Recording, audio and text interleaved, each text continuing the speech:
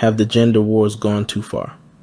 Now, I clarify this statement by saying I do not disrespect the struggles that women have gone through to get where they are now, nor do I disrespect the struggles that they go through now to be able to live fairly and equally in this world. My opinion on this topic is heavily based on my experiences as a man growing up these last couple of years. I do implore you to listen to my experience before writing me off as some bigot or misogynist. Don't forget to subscribe and like if you enjoy the video, which I am sure you will, so just slide a quick like my way. But without further ado, let's get into the video. Now, my first experience with this issue came 3 years ago when I was in high school. I was 16 and we were reading a book that came out in the Victorian era in 1879. The book was called A Doll's House by Henrik Ibsen. Now we had finished reading the second part of the book and we were put into groups to discuss. I was a quiet kid in high school, always sat in the back, minded my business, and always worked alone whenever the opportunity was presented. But I was also a kid closed off from the internet and really a little closed off from the world. I was aware of the feminist movement, but I had never really paid much attention or had a reason to pay much attention. I myself had never looked at myself as better than a woman or even another person. I literally never had any opinions on that issue to even think like that. But back to the story, the teacher had mandated every group member to speak, so here came my turn and I made the mistake of starting my sentence with the phrase, "I'm not a feminist, but..." Yep, I said that, and I take responsibility for not researching feminism and feminists before speaking. I had made the assumption that a feminist was someone who was overly in favor of women's rights over men's, and I had made that assumption over the word feminism basically coming from the root word meaning feminine, which also means woman. But like I said, no excuses. I was 16 and I should have researched this before even speaking about it. But it did not excuse the verbal and emotional abuse I got from the women in my class that day. From the moment the phrase "not a feminist" came out of my mouth, it marked the end of my social status in that class or even in the school, since this was an IB English class and it was a class where nearly every popular woman was. I was one of the few guys in this class. The first thing I heard was, "What? You're not a feminist, so does that mean you're anti-feminist? You don't support equality and women's rights?" My cries to explain myself were drowned out by shouts of outrage and disgust.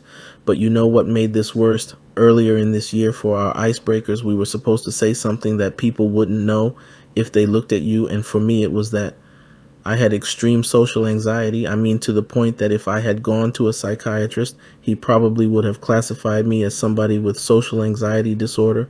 This was something that everybody in the class had already known about.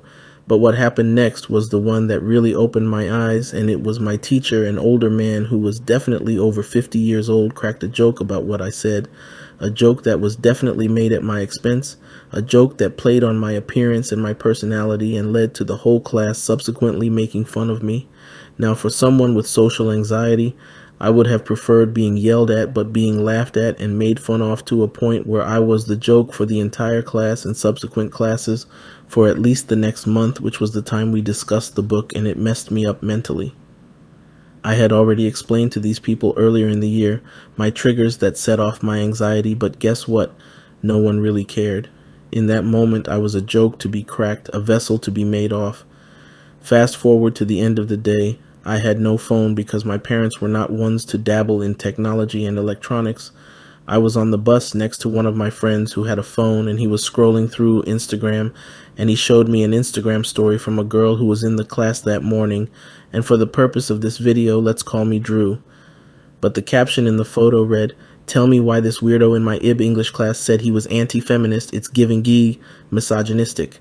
But then again, you could say, well, she didn't mention your name or show your face, so no hard done right. Wrong. My friend swiped and there was my face in 4K with a caption that said, "This is him, by the way. I think his name is Drew. Total weirdo."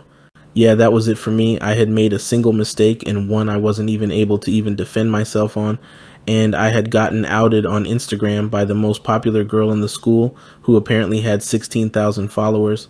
Not a day went by for the rest of the school year that I didn't get dirty looks or laughed at because of that mistake. I told my mother 2 months later, and for the first time I broke down crying in front of her because I was always a loner, who had maybe a couple of friends, but being a loner by choice was different from being practically ostracized by the entire school. I didn't even want to go to school and I started skipping, And staying home, my attendance dropped so much that by the end I went from someone who always had perfect attendance to someone with 45 absences in a single school year. I also had an accelerated plan for high school because I always wanted to graduate high school early, so graduation came for me, and I had turned 17 by then and I almost didn't go.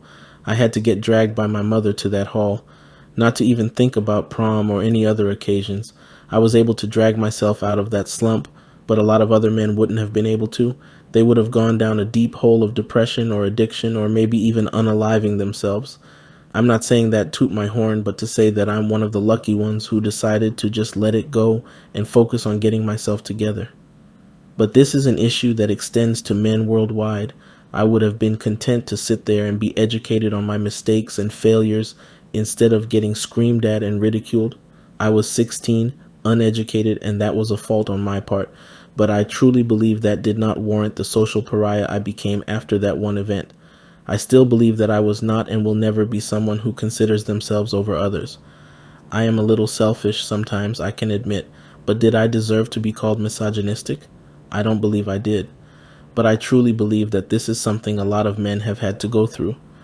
Our emotional and mental health has been reduced to something to be ridiculed, but thinking about it now, were men's emotional and mental health ever really considered? As I said in the beginning, I do not mean to disrespect the struggles and effort that has gone into the feminist movement.